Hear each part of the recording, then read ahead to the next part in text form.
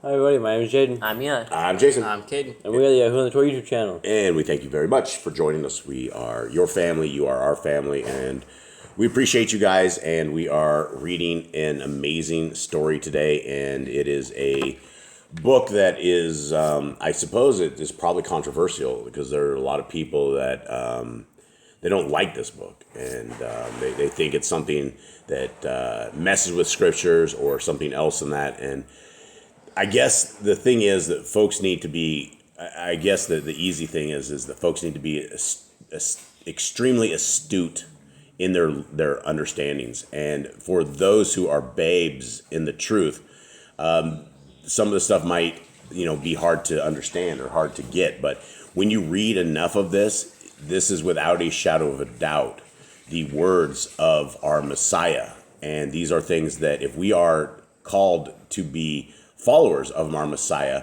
then we need to act like him and we need to become like him. And then we need to do what he does and do what he says. That is the only way. If we don't do what he says and we are not followers of him, then, we're followers of Hasatan. All right. So let's begin and let's see what we can figure out today. Yahushua went from there to the house of his mother, for Miriam had a small inheritance. She was a careful woman. For once, when her children were young, having lost a small silver coin, she swept the floor carefully, sifting until she found it. All right. I thought this would be something interesting to discuss right here, right? Messiah told us this parable before. So he based it on his real life experiences. Yeah, he based it upon his real life experiences, and we'd never ever heard anything like this, and so this is amazing. 2, leaving there, he withdrew to the sea, for Yahushua liked to swim and be among the boats. Now, while he was there, a great number came from Galilee, from all the Yehuda, and from Jerusalem, some even from beyond Yarden, and from the coast of the western sea where he was known. Yahushua bid his followers prepare a small ship as quickly as possible to take him away from the great crowd pressing about him. As he had cured so many who were afflicted, excuse me, still, are you stuck, kid? You know where we're at? Yeah. Okay. Sorry, guys. Let me start that again. Yahushua bid his followers prepare a small ship as quickly as possible to take him away from the great crowd pressing about him. As he had cured so many who were afflicted, those still uncured tried to touch him, and there was a constant shoving and scuffling to get near. Escaping the boat, he went with it a short distance to where a path led up a hillside. Climbing this to a small mount, he sat down with his disciples. The time for celebrating the great festival was approaching, and Yahushua sent out many apostles and heralds. Seeing that a large crowd had gathered on a hillside, Yahushua stood up and addressed the people. After they were seated in this manner, "This is a night of ignorance, when men wander, lost in the darkness of worldly conditions. I am the light and the hope of men. These are the people I support and accept, and this is the message I give to them." Okay, and this is something that every Christian should understand. This chapter right here, this is who Messiah accepts, and this is who Messiah rejects. And so every single one of us need to be very understanding of these next words that are coming forth.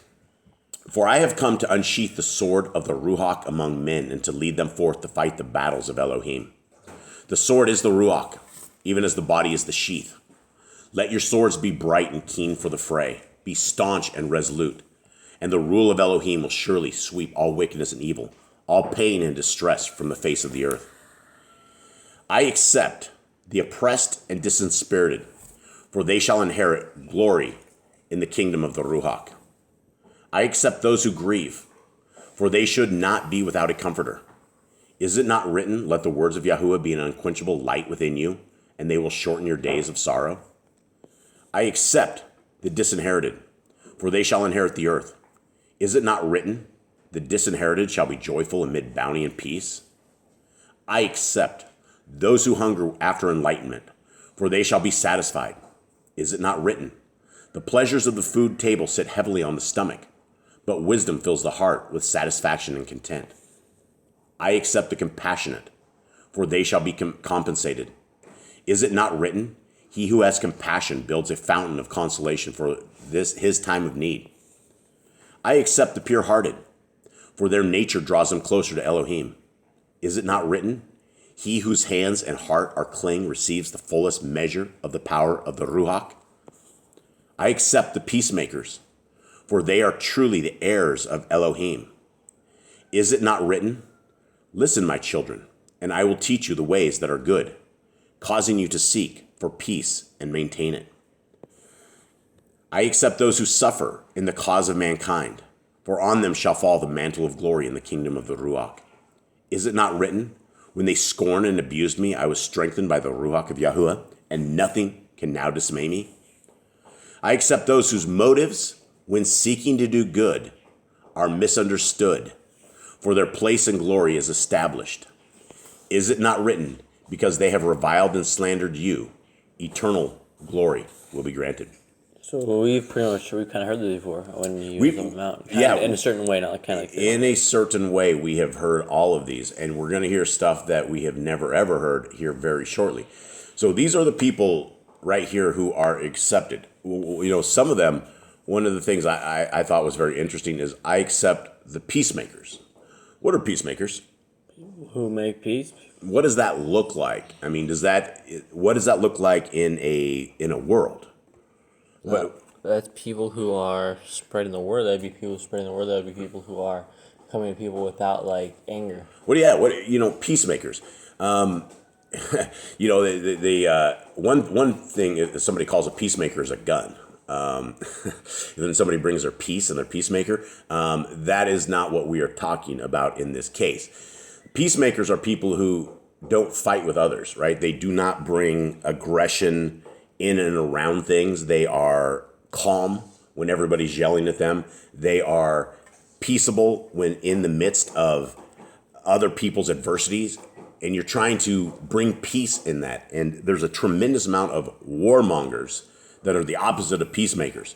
And I find this very interesting. On those who are accepted are the peacemakers, right? Okay, let's continue on. I also found this was very good. I accept those whose motives, when seeking to do good, are misunderstood, for their place in glory is established. And there's a lot of people that try to do what they think is doing good. And a lot of times our motivations will get us into a lot of trouble, and they will get us in trouble. Okay, 16. You whom I accept are the salt of the earth. So these are the people. These are our people. The kingdom warriors are the salt of the earth. But if the savor of the salt disappears, it is useless. As salt without any flavor would be good for nothing, so those without goodness in their hearts serve no purpose. As salt adds flavor to food, so do good men make life more acceptable. I am your light, but you are the light of the world. Therefore build a strong city set on a hill, for a light shining from a hilltop cannot be hidden. I have given you the light, so it may be put to use. For men do not put a lighted candle under a grain basket, but in a candlestick, where it can light up a room. Let your light shine before men, so they see the path clearly. Join your lights together, so they combine to form an unquenchable flame. For while a candle is easily snuffed out, it takes many men to subdue a forest fire. Be stout-hearted and resolute, for the struggle will be grim. The foe is wily and well entrenched behind thick walls. Those who have lived with poverty and misery, maintaining a cheerful heart in tribulation, will arise to glory. Those who are broken, serving the cause of Yahuwah, will receive a mantle of splendor. Those whose proper desires remain unfulfilled on earth will find fulfillment in heaven. Those who have cheerfully borne affliction or deformity will radiate strength. And those who die for the cause of justice and peace will inherit life in glory. Now this is the next section here. And these are the people that our Messiah rejects. And so if you want to be rejected by our Messiah, then put yourself in this list. I reject those who oppose the rule of Elohim. I herald a reborn world, even as I was heralded. But while such as these encumber the earth, it will not be reborn. I assure you of this, unless the world be reborn, it cannot know the rule of Elohim. The upheaval of the labor pains will be great. For though many will say, "Speed the day," with their lips, in their hearts they will be saying, "The cost is too great. Spare the coming." By their fruits shall they be known, and by their deeds shall they be judged. I reject the rich who live with their riches, or those who live beyond the bounds of moderation, for they shall be humbled in outer darkness. Is it not written, those in houses of comfort, where they sit at ease, listening to instruments of music and sleep on soft beds of ivory, shall not survive? I reject those who gorge themselves with refinements of food while others hunger, for they shall hunger in the kingdom of the Ruach. Is it not written, they who serve Yahuwah will be filled, but those who do not will want? I reject those who scorn the way of wisdom, seeking vain displeasures which dull the Ruach, for they shall be sorrowful in their proper place. Is it not written, the Ruach of those who serve Yahuwah shall be joyful, but the Ruach of those who reject him shall weep in sorrow and regret. I reject the arrogant and selfish and those mainly concerned with themselves, for they will be friendless in their place. Is it not written, the things built of selfishness and false pride will be broken? I reject liars and deceivers, for their abode is a place of darkness. Is it not written, the deceitful shall know the presence of Yahuwah?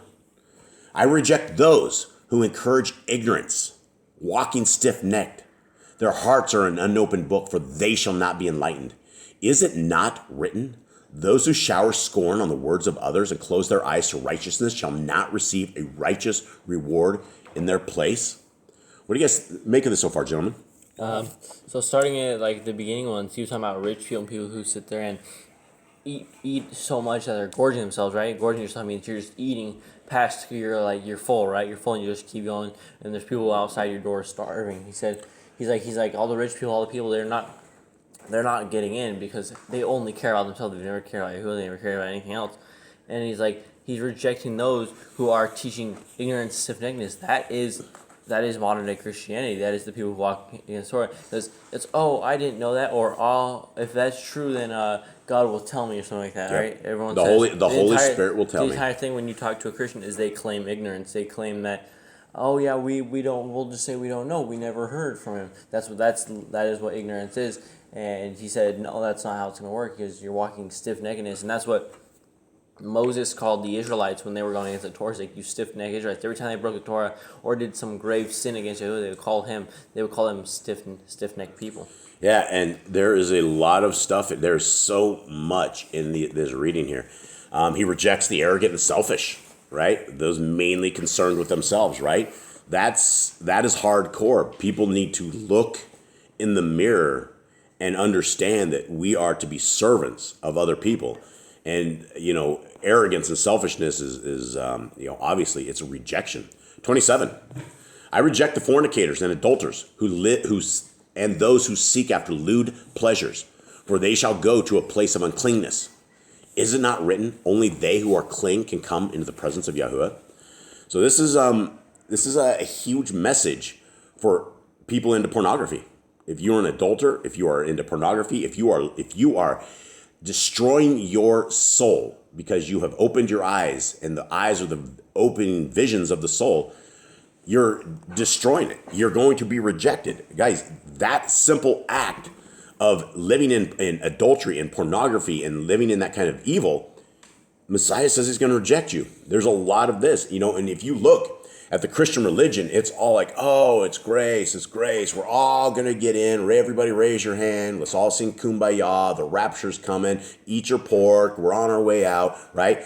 That is what the Christians completely believe, but it goes against all of Scriptures. And not just all of Scriptures, it goes against this as well. 28. I reject those who in any way cause needless suffering, for they shall go to a place of pain. Is it not written, he who causes distress, though it be done in secret, yet he is seen and will repay? I reject the hypocrites and self-deceivers, for their loathsomeness will be properly purged. Is it not written, words not written in the heart? Words not written in the heart should never issue from the mouth. Wow.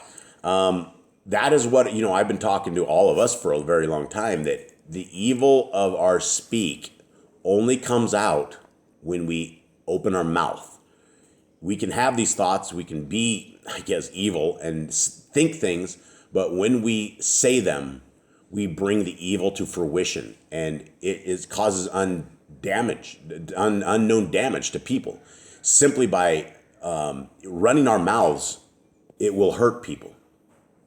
Woe to all who hear my words, but twist their meaning to suit their convenience.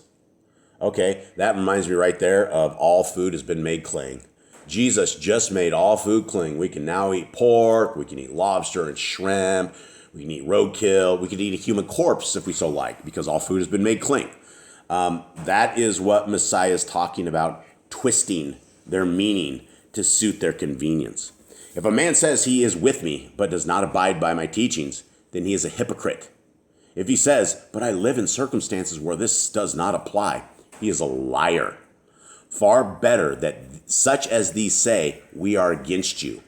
For until they do, the world will not be reborn. That reminds me of people like, I can't follow because I do this, or I can't do it because I do this. Like, you got to find a way around that. You got to figure out how to solve this problem in your life so you can follow this law. Yeah, and he's simply saying that, on this, that if you're twisting these words, it's better for you just to say, I hate you, I'm against you, I don't want to be with you, than to sit there and live in a lie of a hypocrisy. 31. There's only two more. I only do two more verses on this. I bring light to the threshing floor of life, where suffering and misfortune are the flails, tribulation and distress the winnowing fan, and the wisdom of Yahuwah the winnowing shovel. Here the wheat is separated from the husks, the chaff is thrown out, and the good grains gathered up. I come to build a new temple, and if you say, these are good teachings, and take them to your heart for tomorrow, but revile your neighbor and deceive your kinsman, you are an unstable brick. If the temple be built with such material, surely it will collapse, and those within it will perish. Is it not better if it were never built? If you say, but I am weak, then examine your defects and take the first step to stability. But examination is a waste of time unless leading to rectification. Guys, I want everybody at this table and everybody out there to understand what this just said, guys. That it says, if you're saying you are weak, you need to examine your defects.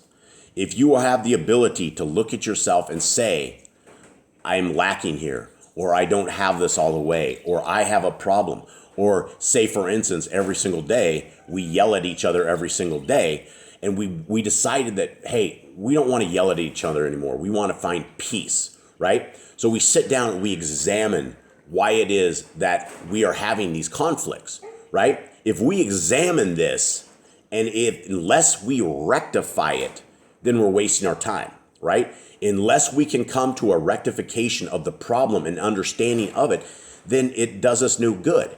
And so if we have the abilities and the understanding that in some things that we are weak, like for instance, if you have a pornography addiction and you cannot get rid of it, then my friend, it's time to turn off the internet. It is time to clean your house. It is time to get in the scriptures. It is time to get away from that kind of evil, because that is just one thing that Messiah right there says will lead to rejection. So with all those things, we now know a lot of things that will cause rejection, and it sounds like every single one of these things are based on the Torah, right? Everything in here is based on Torah. We don't have any new instructions. There is nothing new outside of this. And the one gal that was talking about this is, in this chapter we hear the Messiah like to go swimming, right? We had never heard that before. We had no idea. There's nothing against the Bible with that. There's nothing. But it gives him more of who is Messiah Yahushua. What does he like? Yeah. What does he do? And if your father created the entire world and you were sent on a mission, wouldn't you want to participate in some of the things like swimming, right? Something like that. Some of the stuff that your father created a body that is able to float or to not drop to the bottom and to do things of this nature. That is the power of human nature, is that we have the abilities to do so many things, and we would have the ability to do nothing if our Creator had not willed it. If He had not given us this life and the abilities to live a good life, then that would be on Him. But He has given us every single ability, and He's given us cognitive reasoning. We have understanding. We have the scriptures. We have all sorts of stuff around us, but it is up to us to grasp this and take it and make it part of our lives. But if we do not take the Torah of our Creator, of Genesis, Exodus, Leviticus, Numbers, and Deuteronomy, and wrap it into our lives, then Satan will wrap into our lives and take off with us. Guys, with that, we would like to say goodbye, and we hope you have a wonderful day. All right. All right. Shalom.